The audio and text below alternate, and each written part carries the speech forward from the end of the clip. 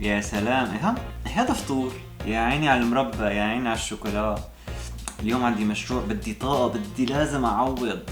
يا عيني، قال بقول لك المثل: فطار فطور أمير وتعشى عشا وزير. ولك روح يا أمير. يا زلمة شو بني؟ كيف بدي اسلم مشروع؟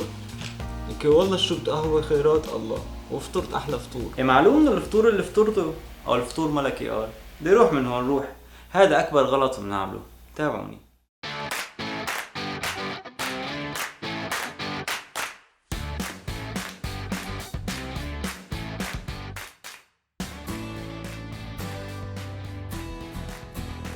مرحبا بإيت ايزي، معكم احمد. هلا صحيح انه نفطر كل يوم الصبح، هذا شيء ضروري كتير مهم مشان يكون عندنا طاقه وحيويه نعمل واجباتنا اليوميه ان كان وظيفه ولا شغل. حتى نعمل دراسه لطلاب المدارس، لاحظوا ان الطلاب اللي بيفطروا كل يوم الصبح بيكون مستواهم الدراسي احسن بكتير من الطلاب اللي ما بيفطروا. لا مو بس هيك، كمان بيكون نادرا ما يكون عندهم اعراض سمنه بالنسبه للطلاب اللي ما بيفطروا. هلا اكيد في ناس ما بتفطر الصبح مشان يخففوا وزنهم، ولكن للاسف في اخر الشهر بيطلعوا على الميزان بلاقوا مؤشر الميزان ما تزحزح من محله، وهذا الشيء بسبب العادات الخاطئه نتبعها. مثلا في الصبح بياكلوا وقتات شوكولا وقتات بسكوت.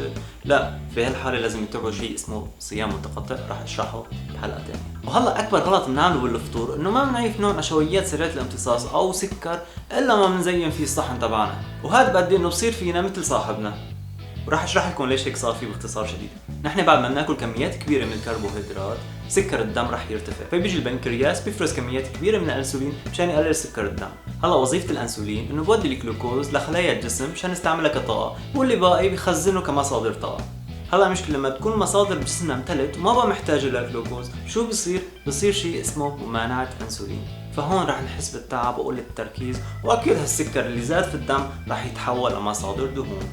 لذلك لازم يكون الفطور تبعنا غني بالبروتين والالياف والدهون الصحيه اللي بتبطئ امتصاص الجلوكوز في الدم. فاليوم عامل وجبه سريعه وغنيه بالالياف والبروتين والدهون الصحيه. وهلا بما انه الفطور تبعنا سريع كتير، فانا اكيد اخترت الشوفان. ليش شوفان؟ اول شيء طعمته كتير طيبه، ثاني شيء غني بالالياف، ثالث شيء غني بالبروتين. ليش لا؟ هلا انا اول شيء جايب صحنين، واحد فيه سعرات حراريه اكثر للناس اللي عم تزودوا وزنهم بس ما بعرف ليش زعلان. الثاني سعرات حراريه اقل للناس اللي عم ينقصوا وزنهم. اول شيء عنا بنحط 75 جرام شوفان، او انتم بتحطوا شوفان على كيفكم يعني، بس انا احتياجي اليومي تقريبا 75.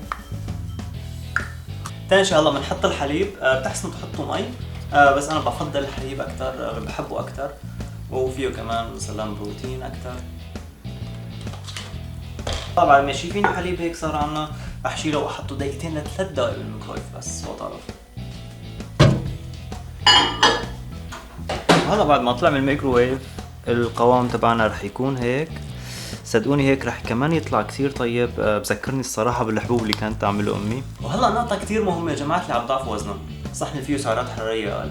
انا بعد ما تميت سنتين عم باكل شوفان، اكتشفت انه الشوفان لما باكله بدون ما يكون مطبوخ، بحط له بس شويه حليب دافي، رح يطول معي هضمه اكثر بكثير من الشوفان لما بكون مطبوخ. مثلا عندكم دب الباندا بضل 14 ساعة بياكل باليوم بسبب نوع الغذاء اللي بياكله، اللي مليء بالالياف واللي صعب ينهضم. كمان بتحسنوا تستعملوا اي حليب يكون نباتي، مثلا انا عم بستعمل حليب اللوز. وبالنسبة لجماعة الرياضيين اللي بيحتاجوا بروتين، فما في مشكلة تحطوا لكم سكوب واي بروتين مع الصحن عنا، خلطه شوي شوي لبين ما يدوب معنا. بنحط معه كمان شوية حليب. انا بالنسبه لي بحب يكون ما هو سميك كتير ولو مريء وسط مثل ما انتم شايفين. وهلا بعد ما استوى عنا صار هيك عنا هذا القوام. هذا ما يتاكل هيك لاني هلا ببلش الفن. اول شيء بنجيب عنا قرفه. هلا بتحطوا قرفه قد ما بدكم، القرفه انا بحبها بموت فيها. ثاني شيء بنجيب تفاحه رايعه من هون من جبنا، بنقسمها.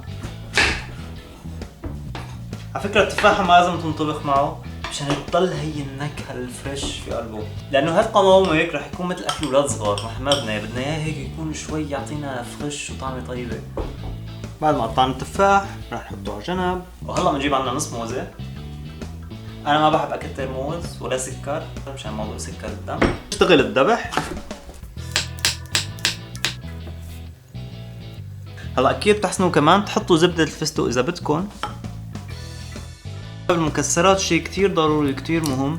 انا بحب الجوز مع التفاح والقرفة رح يعطي طعمة خيالية وبتجنن. نجي لصحن التخسيس، كمان نفس القصة، هيك ما بتاكل، بده كتير اضافات. والله انا ما راح احط له لا موز ولا تفاح، لانه الموز والتفاح فيهم سكريات كتير وبعلوا لي الانسولين بشكل كتير كبير. فبديل عن ذلك انا بدي احط شو نوع من انواع التوت بري، هذا اسمه بالالماني بلوبيان، بس بالعربي عن جد ما بعرف ايش اسمه، سامحوني. شوية فريز كمان بتطلع حلوة، يعني بنحطهم بطريقة حلوة مشان صور الانستغرام، تعرفوا انتو يعني الصور كتير ضرورية. وكمان بقولوا يا جماعة العين لا تاكل. وهلا كمان بتحسن تحطوا شوية لوز، انا بنصحكم تحطوهم بالميكرويف دقيقتين، بيطلع محمصات وكتير طيبين. بعد دقيقتين بالميكرويف. وهلا بالاخير بنجي لبذور الشيا، هدول كتير مفيدين حبايبي، فيهم كميات كبيرة من الاوميجا 3 وفيهم بروتين وبساعدوا كتير على الهضم، فيهم الياف كتير كبيرة. وهيك بكون صار عنا اسرع فطور، صدقوني رح يطول معكم بس 5 دقايق مو اكثر. هاد سعرات حرارية قليلة، سعرات حرارية كتيرة، صدقوني كتير طيب، فيه فيتامينات كتير، فيه بروتين، فطور كتير كتير صحي. جربوه، اكتبوا لي عنه بالتعليقات، صدقوني ما رح تندموا. اذا بدكم اي وصفة صحية تانية كمان اكتبوا لي اياها من عيني هي او لهي. بشوفكم، باي.